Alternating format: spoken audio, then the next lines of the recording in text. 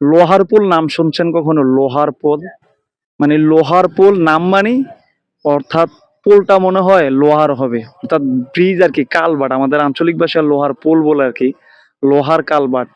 তাহলে লোহার কালভার্ট বা লোহার পুল যদি নাম হয়, তাহলে অবশ্যই ওই পুলটা বা ওই কালভার্টটা লোহার হবে।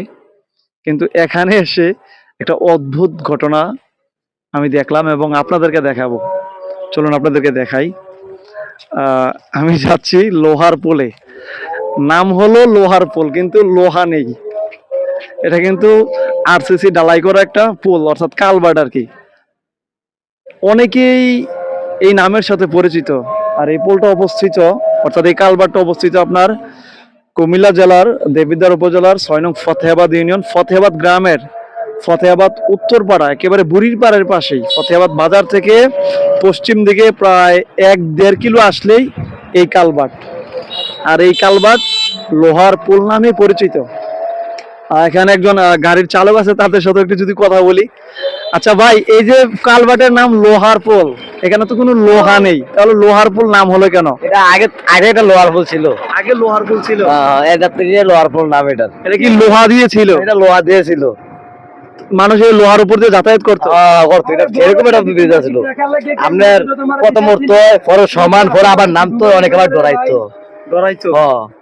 আপনি এই লোহার পুলের উপরে চলাচল করছেন? আপনার বাড়ি কোথায়? আমার বাড়ি যে বাড়ি এটার উপরে চলাচল করতে কয় কি আমি কই না, চলতে পেরে ডরাইতো। তখন আপনি কতটুকু ছিলেন? কয় বছর আগের ঘটনা? ছিলাম এই আপনার 10-12 বছর। 10-12 বছর? অনেক বছর হয়ে গেছে তাইলে। নাম আছে এটা, প্রায় 20-25 বছর হয়ে যাবে। 20 বছর দাঁড়ায় সরে হবে। এই জন্য এই পুলের বা এই কালভার্ট এত উঁচু, রাস্তা থেকে কিন্তু অনেক উঁচু। এর নিচে দিয়ে কি নৌকা বা কোনো ট্রলার যাতায়াত করতো নাকি আগে? নৌকা চলাচল করতো তো, এই জন্য উঁচু ছিল। এটা ব্রিজটার ভয় আছে না, মানুষ নিচ দিয়া নৌকা যা বাড়িতে 2টা করে দিত, 1টা করে দিত, 8আনা করে দিত। আরে অনেক আগের কথা তো তাইলে। আপনি তো ছাঁকা ইতিহাস জানেন। আগে লোহার ছিল না? চলুন আমরা এই পুল অর্থাৎ এই কালভার্টটা আমরা একটু আপনাদেরকে ঘুরিয়ে দেখাই। এই হলো লোহার পুল, লোহার কালভার্ট ছিল। উনি বললো যে এই কালভার্টটা একসময় লোহার ছিল, অনেক উঁচু ছিল, এইভাবে ঢেউ ছিল, মানুষ যাতায়াত করতে ভয় পাইতো, নিচে দিয়ে নৌকা দিয়ে যাতায়াত করতো। যারা যাতায়াত করতে পারতো না লোহার কালভার্ট, লোহার পোলের উপর দিয়ে, তখন তারা নিচ দিয়ে যাতায়াত করতো। আমরা মানে দেখেন, এদিকে দেখেন, এই যে খাল বলি আর কি, আমাদের আঞ্চলিক ভাষায় খাল, নদ নদী অনেক প্রশস্ত, কিন্তু এটা গ্রামের যে খালগুলো আছে ওইগুলোর তুলনায় এটা অনেক প্রশস্ত, অনেক মোটা পাশ। এই পাশেও অনেক অনেক মাছের আনাগোনা আছে দিকে। আমি যদি মুরব্বীদের সাথে কথা বলি, আসসালামু আলাইকুম কাকা, ভালো আছেন? আচ্ছা, এই পুলের নাম না লোহার পুল, এখানে তো লোহা না, এটা তো কালভার্ট। একটু এদিকে আসেন, যদি কথা বলতেন, আসলে ঘটনা কি? এটা আসিল লোহার পুলে। হ্যাঁ, ওইটা আসিল লোহার পুল, অনেক উঁচা আছে, অনেক উঁচা ছিল। কত বছর আগের ঘটনা এটা? এটা ব্রিটিশ আমলের পুল। এটা ব্রিটিশ আমলের পুল ছিল, তখন লোহার ছিল। অঙ্কা হইলো আমার বছর শুনতাম, আমরা শোনা শুনতাম ওই যে এখানে পাশের বাড়ি এক বেরি টিক্কা ব্যস্ত। টিক্কা কি আবার? এটা টিক্কার ফুল কয় কইতো, ওই যে ডাবা খায় না, ডাবা, টিক্কা টিক্কা। টিক্কা বেচা এই লোহার ফুল দিছে এই বেরি অনেক ব্রিটিশ। ওই মহিলা টিক্কা বেচে লোহার ফুল দিছিল। এখন তো লোহা নেই, অবাক হয়ে গেলাম। এটা তো ভাঙ্গে গেছে গা, ভাঙ্গে যাওয়ার পরে মনে করেন যে আবার এই এখন বর্তমানে এই যে ঢালাই করে দিছে আর কি। তখন এই লোহার পুলের উপর দিয়ে মানুষ যাতায়াত করতে কিভাবে? ওনার বয়স আপনার সাথে বেশি হবে না? সিঁড়ি আছে, সিঁড়ি, হ্যাঁ সিঁড়ি আছে, সিঁড়ির মতো ছিল, ওই যে ধাপ ধাপ ধাপ ধাপ, মানুষ পড়তো না, এটা থেকে কোনো দুর্ঘটনা হইতো? এইরকম বেরিয়ে আছে দুনুয়ান দিয়ে। একজন অটো চালক বললো যে অনেকে ভয় পেতো, নিচে দিয়ে নৌকা দিয়ে চলাচল করতো। এইটা নৌকায় চলাচল করতে গেছেন নি, আপনারা তো বুঝছি, অঙ্কা তো বুঝবেন, অঙ্কা যে মূর্তি অঙ্কা বুঝাইতেছেন, অঙ্কা বুঝা চলতেছে না, এই মূর্তি লিয়ে যাইতে এটা চলে যা নাও দিয়া, মূর্তি তো আসলে ওষা, এর লাগে এটা ওষা করেছি। মানে নৌপথে দিক দিয়ে মূর্তি নিত, হিন্দুদের মূর্তি, বা অন্য কোনো ট্রলার চলতো, নৌকা ট্রলার, বড় ইটের না হয়তো, বালুর না হয়তো, বালির বা ইটের নৌকা আসতো, বড় বড় ট্রলার, এই জন্য এটা উঁচু ছিল। হ্যাঁ লাগে ওষা ছিল এটা। তখন তো এত আপডেট ছিল না বা এত প্রযুক্তি ছিল না, তখন লোহা দিয়ে করছিল এটা না? এটা লোহা, সম্পূর্ণ লোহা আছে। ওইখান থেকে নামকরণ হয়েছে লোহার পুল। আবার অনেকে টিক্কার পুল নামও চিনে। এটা না, এটা সবসময় লোহার পুলে করছে, এই অঙ্কা যে ডালাই দিছে ওখানে এটা লোহার। এই জন্য তো আমিও তো শুনি লোহার পুল, আজকে আমিও আসছি এদিকে, যদিও আমার বাড়ি আমার বাড়ি কিন্তু সুলতানপুর, আমি জানি এটার ঘটনা। তারপরে দর্শকদেরকে শোনানোর জন্য কিন্তু আপনাদের থেকে কথাগুলো নিতেছি। আমিও জানি যে এটা টিক্কার পোল, লোহার পোল নামে পরিচিত, কিন্তু এটার ভিতরে লোহা নেই, আছে আরসিসি ঢালাই কালভার্ট।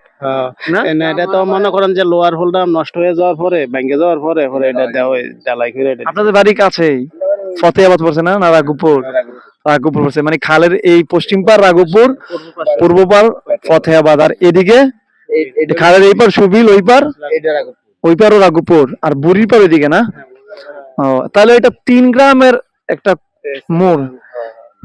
তেমুনি তো আছে এদিকে না, তবে 3 গ্রামের একটা কর্নার পড়ছে এটা না? তেমুনি ওইদিকে আছে। এটা মনে করেন আমার যেখানে মন চাই যাইতে পারবেন। এটা দিয়ে এদিকে তো ওই দেবিদ্দার কোম্পানিগঞ্জ বুড়ির পার উপরে অনেক, আর বুড়িমান এটা তো কুড়িগঞ্জ যাইতে পারবেন। ওই যে মেইন রোড ওইটা। এটা মেইন রোডে গেলে আচ্ছা, ফতেহাবাদ থেকে তো পশ্চিম দিকে এটা প্রায় 1-1.5 কিলোমিটার হবে, বুড়িপাড়ের পথে আর কি, মগ্গা বলি আমরা, মগ্গা বুড়িপাড়ের পথে। সামনে তো দর্শক, আসলে আমি এই পুলের বা এই কালভার্টে অনেক ইতিহাস জানি, তারপর আপনাদেরকে শোনালাম, দেখালাম যে এটা আসলে লোহার পুল নামে পরিচিত, কিন্তু পুলের মধ্যে লোহা নেই, কালভার্ট আছে কিন্তু লোহা নেই। তো এমত অবস্থায় থেকে আপনাদেরকে আমি নিয়ে আসলাম। আজকে আমি ছিলাম, আবারও বলছি, ফতেহাবাদ গ্রামের একেবারে প্রায় পশ্চিম এবং দক্ষিণ উত্তর পাড়াতে। আর সরি, আগে বলা উচিত ছিল, আসলে আমার মনে থাকে না, খেয়াল নেই, আমার আগে ভিডিওর প্রথমে বলা উচিত ছিল, যারা অল্প দামে MB, minute, combo pack, bundle pack, family pack বা রিচার্জ করতে চান, বা রিচার্জের এমবি মিনিটের ব্যবসা করতে চান, আপনারা সরাসরি প্লে স্টোরে গিয়ে আবিদপুর লিখে সার্চ করবেন, সেখান থেকে আবিদপুর ইন্টারনেট অ্যাপস পেয়ে যাবেন। সেটা আপনারা ইনস্টল করে আপনারা অল্প দামে MB, minute, bundle pack, combo pack, family pack recharge করতে পারবেন একবারে স্বল্প মূল্যে, এবং ব্যবসাও করতে পারবেন। আর যদি ওই অ্যাপসটা ইনস্টল করার পরে কোনো সমস্যা হয়, সঠিকভাবে যদি অ্যাপসটা ইউজ করতে না পারেন, এখানে যোগাযোগ নাম্বার দেওয়া আছে আমার আবিদপুর ইন্টারনেট অ্যাপসের লোগোর নিচেই। যোগাযোগ নাম্বারে আপনারা যোগাযোগ করবেন, ওর সাথে কথা বলার পরে আপনারা অ্যাপসটা ব্যবহার করবেন যদি কোনো সমস্যা হয়। আর কি বলবো, এই পর্যন্ত ছিলাম আজকে এখান থেকে। আসসালামু আলাইকুম।